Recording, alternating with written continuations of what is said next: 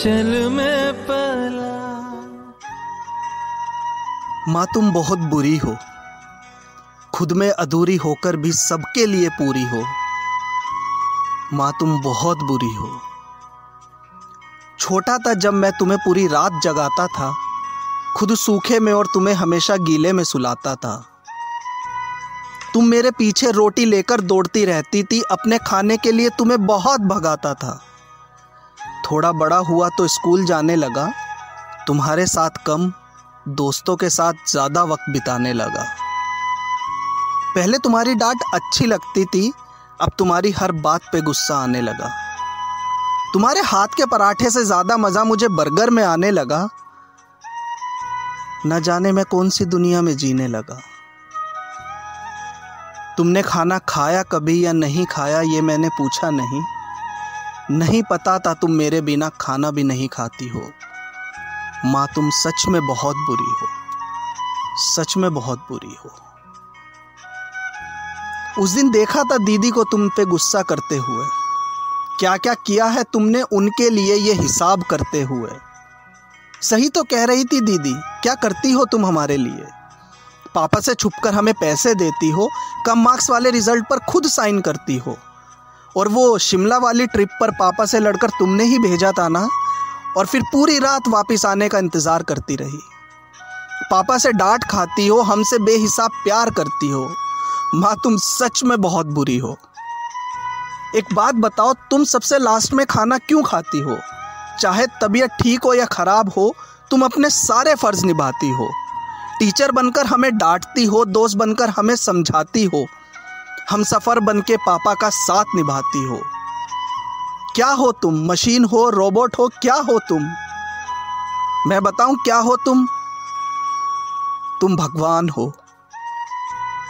मेरी ज़मीन पर मेरा आसमान हो। तुम अपना हर रिश्ता निभाती हो।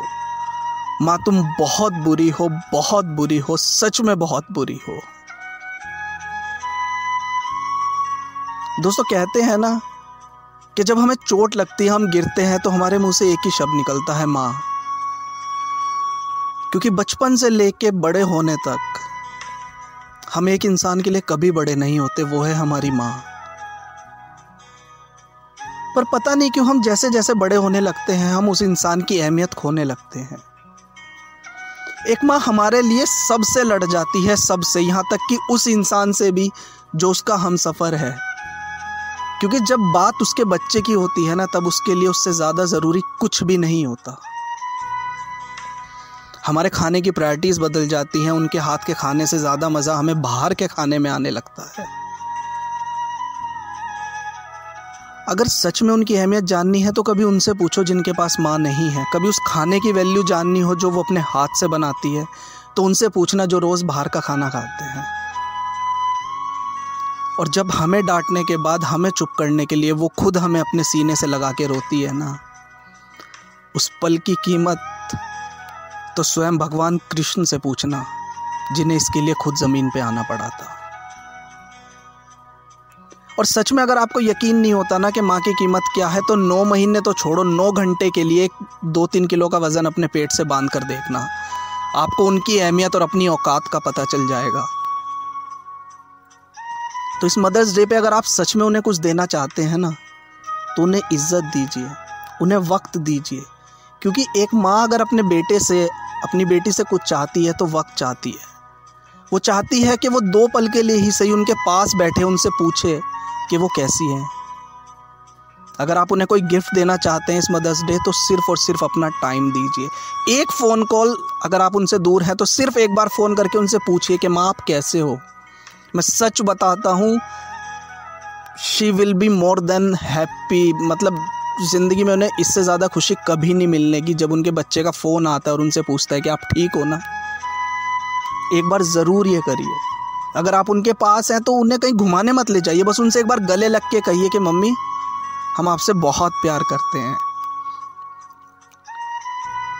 उसके बाद जब आपके सिर पर वो प्यार भरा हाथ आएगा ना, सच बताता हूँ, उससे ज़्यादा खुशी आपको अपनी ज़िंदगी में कभी नहीं मिलेगी, कभी भी नहीं। तो इस मदर्स डे अगर आप उन्हें कुछ देना चाहते हैं तो अपना वक्त दीजिए, उन्हें इज्जत दीजिए। And stay home, stay safe, क्योंकि बाहर थोड़ा सा माहौल अच्छा नहीं है। मैं फिर से वापस आऊँगा आपके लिए कुछ ऐसा ही अच्छा सा लेकर। तब तक के लिए happy mother's day to all of you. Stay home, stay safe. Thank you. ममता के आंचल में पला माँ, ओ मेरी माँ, मैं तेरा